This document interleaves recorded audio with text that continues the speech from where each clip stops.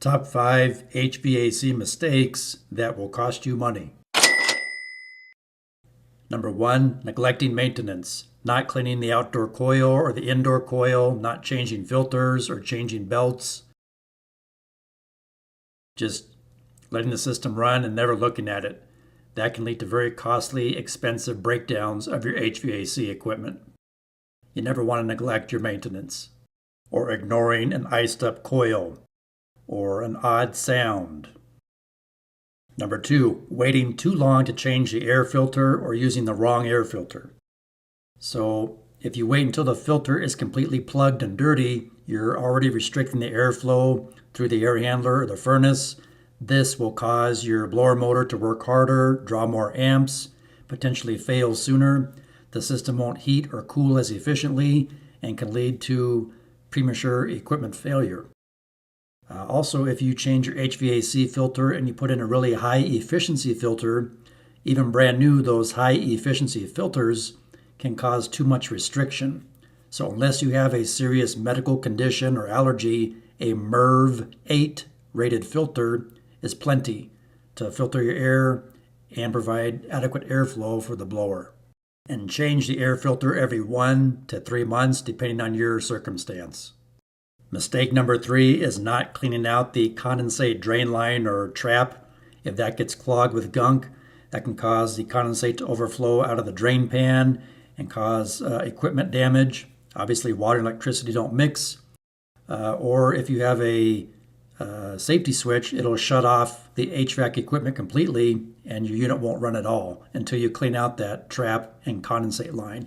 You can use a shop vac, or you can blow gently a low PSI of compressed air from the inside of the house out to the outside, or again, use a shop vac on the outside to suck out any of the gunk.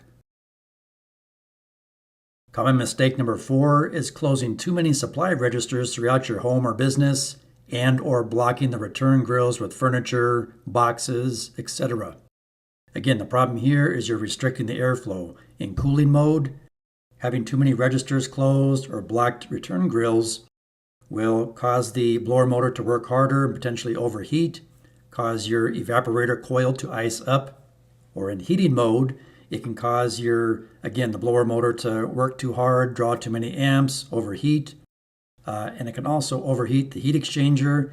The high limit switch will sense that temperature is too high and your furnace could shut off. So you never want to have too many of your supply registers closed. You always want to leave them open or partially open. Never block return grills. Last but not least is blocking the outdoor condenser, right? You might have a bunch of bushes that are growing up against the condenser or really tall grass, or maybe you have an awning or overhang.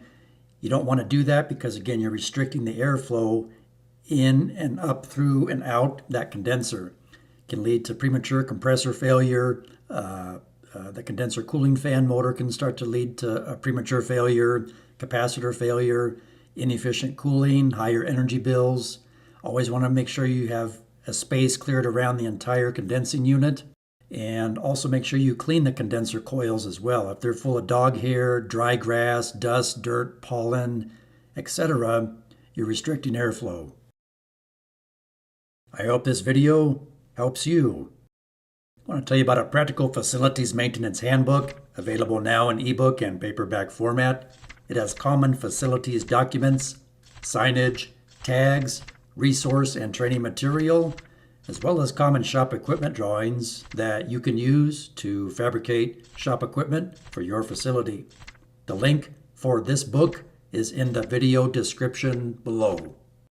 Or if you need shirts, hats, mugs, or weather-resistant stickers for your facility, there is a link in the video description below for this online facilities maintenance store. I hope you find this helpful. Please like, share, subscribe, leave me a comment, and thanks for watching.